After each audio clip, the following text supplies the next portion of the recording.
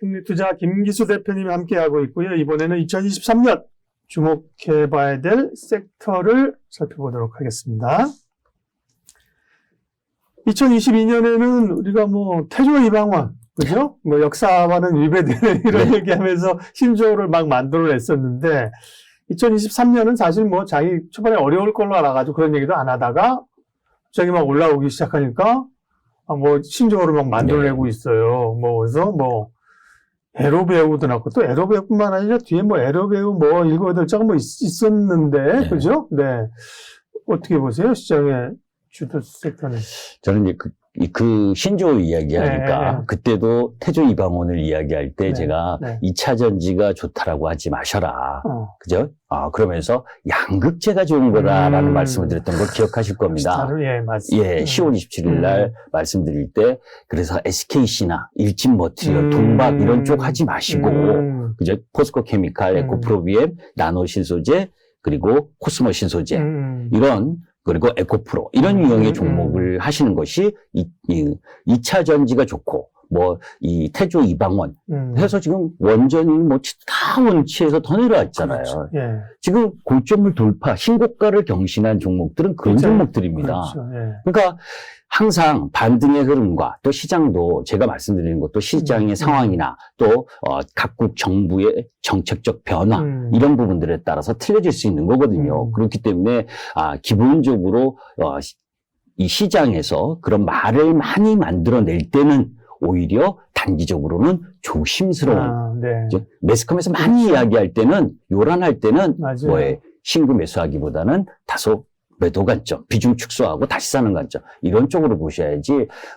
저는 이제 그 증권방송이 저도 증권방송에 출연하지만 좀 쫓아가다 보면 뒷북쳐요 항상. 그죠? 예, 뒷북칩니다. 항상 자신만의 생각으로 사실은 용기 있게 사놓고 막 얘기를 언론에서 해주기 시작하면 고맙네. 그리고 여기저기 많이 얘기하면 사실 일정 부분 좀 선수들은 사실 좀 줄이는 게 맞는 거죠, 그죠? 네. 근데 맞습니다. 이제 매일 뉴스를 보니까 좋아라고 하면 쫓아가서 그죠? 사면 물리고 그럼 뉴스에서 그 언론사에 항의하면 책임져 줍니까? 네, 책임 안 집니다. 책임 안 지죠. 네. 그래서 그런 거는 중요하지 않다. 이 태조 이방원이나 에러베어가 중요한 게 아니라 시장의 핵심적으로 성장하는 섹터가 뭐냐 이거를 판단하고 가야 되는 건데 그러면 지금 2023년 우리가 보는 큰 화두로서의 성장성을 보시는 거예요. 성장 섹터가 어디입니까? 자, 이제 우리가 여기서 제가 이제 핵심 테마 몇 가지를 말씀을 드릴 텐데 이미 시세가 난 부분도 있죠. 사실 로봇 관련주가 1월, 2월 초 라인 부분에 대폭 시세를 냈죠. 삼성전자의 투자 소식, 레인보우 로보틱스 때문에. 그리고 그 다음에 이제는 AI 반도체, 그죠? AI와 관련된 주식이 올랐고 지금은 이제 AI 관련 반도체가 오를 타이밍입니다. 그래서 이 도표를 한 번씩 보면서 간단하게 말씀을 드릴 텐데 이 2023년 개묘년에 주목해야 될 테크놀로지가 이제 AI 반도체거든요. 그 AI 반도체라는 건 대량 데이터를 동시에 처리할 수 있는 기능. 그래서 이제 그 연관된 부분으로 바라보시는 것이 좋은데 성장성과 관련된 부분은 사치품이 아니고 이제 필수품이 전개될 가능성이 높아요. 그래서 이 AI 시장 반도체 규모도 엄청나게 증가를 할 겁니다. 그런데 이런 종목 부분들이 사실 반도체하고 또 이렇게 특화돼서 AI 반도체를 하는 종목 부분이 사실 다 연계가 돼 있지 실질적으로 여기서 매출이 확 나는 쪽 라인 부분은 아직은 뚜렷하게 없어요. 사실 이 코난 테크놀로지나 셀바스 AI 관련주들은 저는 이제 테마라고 봅니다. 그런데 그 부분도 2차 시세까지를 세게 냈거든요. 항상 테마가 움직일 때 1차 시세는 관련 이름만 갖다 붙이면 다 오릅니다. 그게 그래서 이 코난 테크놀로지나 셀바스 AI 그리고 오픈 엣지 테크놀로지 이런 유형의 종목분들이 150% 200%씩 급등을 했거든요. 그런데 그렇게 오를 때 쫓아가면 테마는 아직 매출이 100억, 200억 그리고 영업이 손실 이런 종목들이 AI 테마라고만 해서 올라간 종목들은 나중에 낭패를 보기가 쉬워요. 정말 첫 번째는 버리시는 거고 그 다음에 이런 AI가 올해를 필두로 해서 계속 성장을 해 나가는데 그때 진짜 실적과 매출을 일으킬 수 있는 종목이 무엇인지를 공부를 하셔야죠. 그 자료를 가지고 그죠? 그런 내용 부분에서 보시는 것이 좋고. 그래서 너무 멋있는 말인데요. 왜냐면 첫 잔은 우려 버려라. 녹차 마실 때 맞습니다. 보면요, 이렇게 첫 잔은 사실은 우려 버리는 거예요. 둘째 잔이 정말 제일 맛있는 거고, 둘째, 셋째. 처음에부터 막 쫓아가잖아요. 쫓아서 물리는 건데, 그런 시세도 테마성으로 있을 때는 욕심내지 말고, 그게 실제로 그게 거치고 나서 떠오르는 종목이 뭐냐를 봐라. 이제 사실 주가가 올라갈 김기수 어록을 하나만, 김기수 어록을 하나 만들어야겠어요. 주가가 올라갈 때는 끝없이 올라갈 것 같지만 이격이 너무 벌어지거나 또 너무 올라가서 뒤에 그 높은 가격에 사줄 세력이 없으면 실적을 보게 됩니다. 그죠? 근데 떨어졌는데 보니까, 매출은 100억도 안 나오고, 적자인 회사가 시가총액이 5천억. 이런 식의 종목 부분은 내려오면 견딜 수가 없어요. 그죠? 적어도, 실적이 꾸준히 성장하고, 그리고 영업이익을 내야 버틸 수 있는 겁니다. 이제 그런 부분을 가지려면 지금은 초창기이기 때문에 쫓아가시면 안 되고, 사실 2차 전지도 2021년은 도구나 카우나 다 올랐습니다. 아까 말씀드린 것처럼. 도구나 카우나, 이게 동박이나 분리막 이런 거 다 같이 올랐어요. 그런데 2022년 조정 보일 때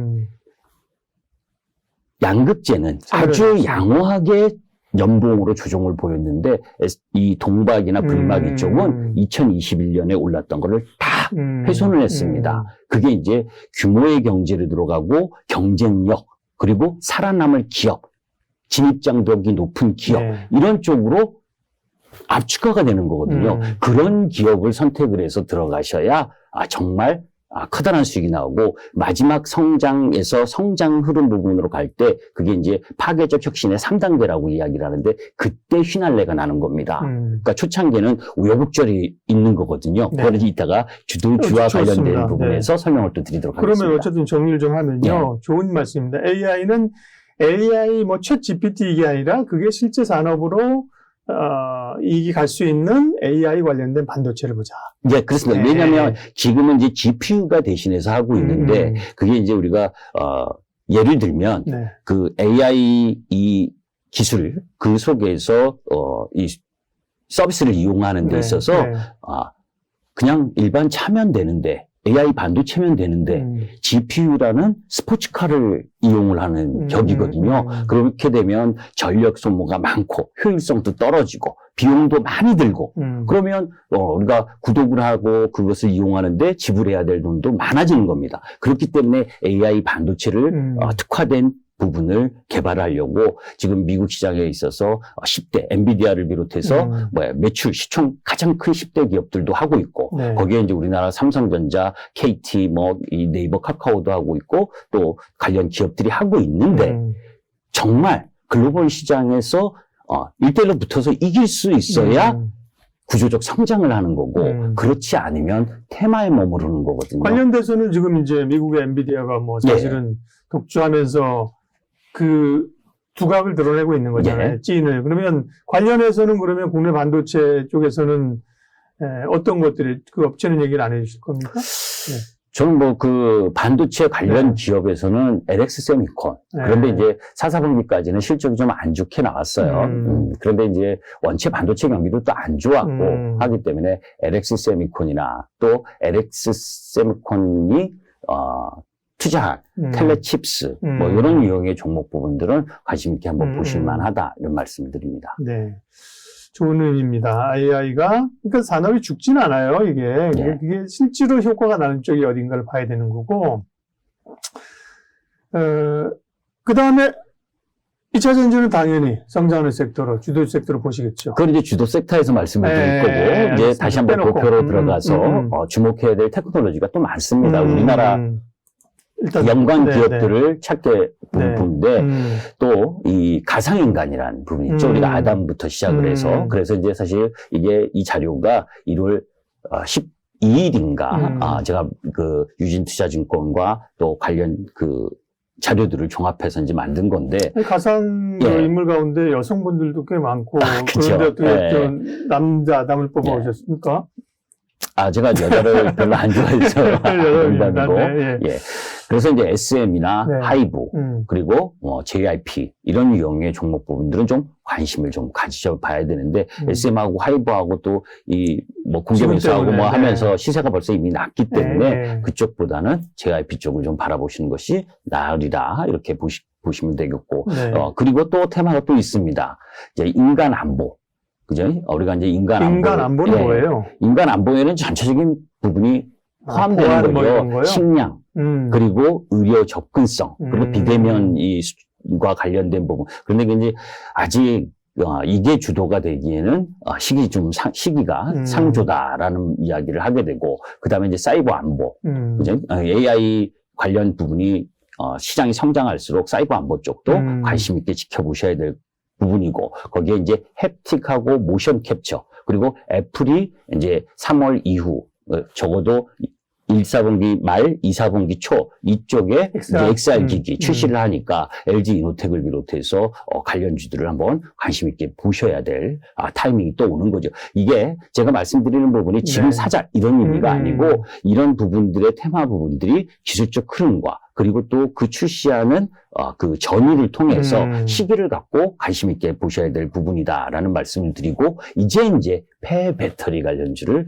이야기를 하려고 합니다. 네, 폐 배터리 2차 전지대기 할까요? 지금 2차 전지대 지금 하시려고요? 2차 전지 때는 주도 섹터하고 이야기를 해야 되니까 네네. 시간이 좀 좋습니다. 네네. 그러면 폐 그래서 배터리, 네. 폐 배터리 관련 지난번에도 폐 배터리 이제 밀려있지만 장기적으로 갈 곳이다 그러면서 그때 성일하이텍도 말씀해주고 그러셨잖아요. 근데 이제 이 부분은 네. 우리가 이제 그 전기차 폐배터리 재활용 시장 규모가 상당히 커질 겁니다. 네. 예, 엄청나게 커지고 그래서 이제 작년에 폐배터리 관련주는 적금식으로 드시고 거기에 이제 성일하이텍, 샘캠, 코스모 화학 그리고 에코프로 그리고 포스코 케미칼 뭐 종목들이 상당히 많아요. 그러니까 그건 또 한마디로 이야기하면 진입장벽이 좀 낮다라는 거죠.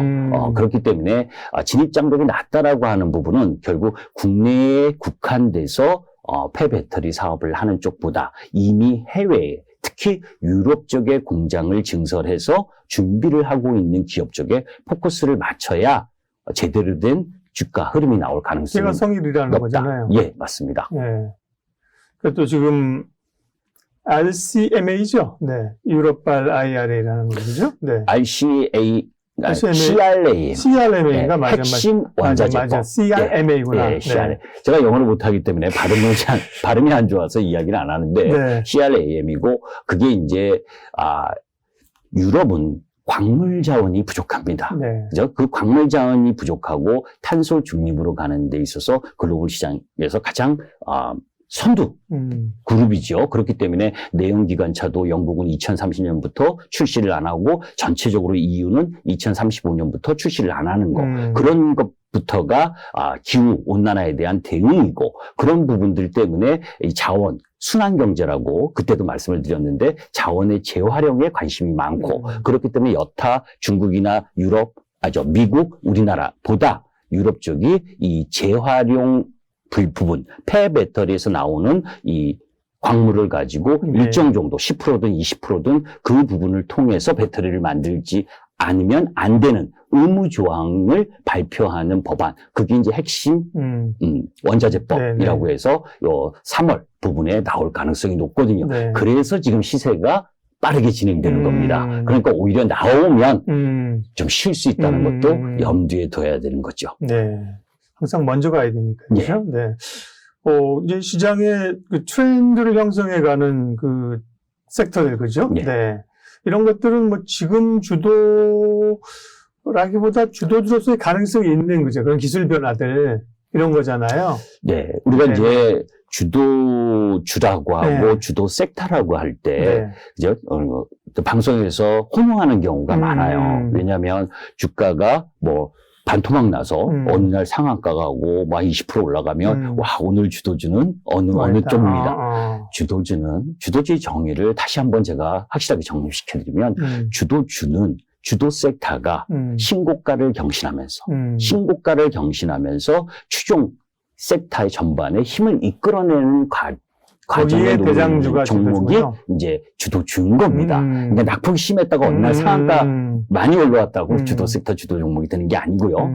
그런 관점에서 봤을 때 폐배터리 재활용과 연관이 있는 에코프로가 일단 먼저 신고점을 경신했고 오늘 코스모화학이 신고점을 경신했습니다. 예. 그러니까 그게 대장 1, 2등이라는 거죠. 그리고 이제 세 번째 부분에 있어서 이 성일하이텍 그리고 셀캠 그리고 이제 큰 종목으로는 포스코 홀딩스 이런 게 이제 리튬 광물 이런 부분들과 연결된 부분인 거죠. 도표 한번 보도록 하겠습니다. 네. 이게 이제 이미 작년 10월 달에 준비됐었던 부분이죠. 성일하이텍, 세비캠, 뭐 SK이노베이션도 하는데 시장에서 관심이 없잖아요. SK이노베이션은. 그리고 LG에너지솔루션도 하지만 폐배터리의 비중이 좀 작고 그리고 포스코 홀딩스 그리고 코스모화학 에코프로니까 순수하게 하는 쪽 라인 부분은 아직은 매출이 앞으로 성장할 거지만 성장에 대한 확신이 진입장벽이 낮기 때문에 폐배터리만 하는 기업들은 조금 뒤처지고 에코프로나 코스모화학처럼 이제 에코프로는 수산화 리튬 관련 전구체 그리고 자회사 상장 모멘텀 이런 부분까지 복합적으로 작용해서 시세를 내는 거고 코스모화학은 황산 코발트나 이제 이산화티타늄 이런 쪽 부분에 국내 유일의 기술을 흐름을 갖고 가면서 폐배터리를 하는 상황 이러니까 시세가 더 빠르게 확산되는 거죠. 그러니까 그런 중요도를 보고 해야 되는데 네. 또 개인 투자가들은 이렇게 말씀드리면 제일 안 오르는 걸 고르실 거라고요. 그러시면 안 됩니다. 네. 주식시장에서는 항상 여러 종목이 있었을 때 대장이 뭔지 대장이 하는 것이 가장 좋고 왜냐하면 대장은 항상 쌍봉으로 무너지지만 추종으로 따라왔던 부분은 외봉으로 무너지기 때문에 쌍봉은 기회를 주거든요. 그런 관점에서 적어도 1, 2등 안에 들어가는 쪽으로 하시는 것이 낫고 그렇다면 뭐 이 복합적인 산업을 하는 부분에 있어서는 에코프로나 코스모화 예. 그리고 순수 폐배터리 쪽 라인 부분은 성일하이텍 이쪽으로 포커스를 맞추시는 것이 좋다라고 생각합니다. 올해 주목할 sek터 주도주군에 있는 이야기를 쭉 해주셨고요. 특별히 궁금한 폐배터리까지 말씀을 해주셨습니다. 하나가 더 있습니다. 네, 예, 이제 SDV.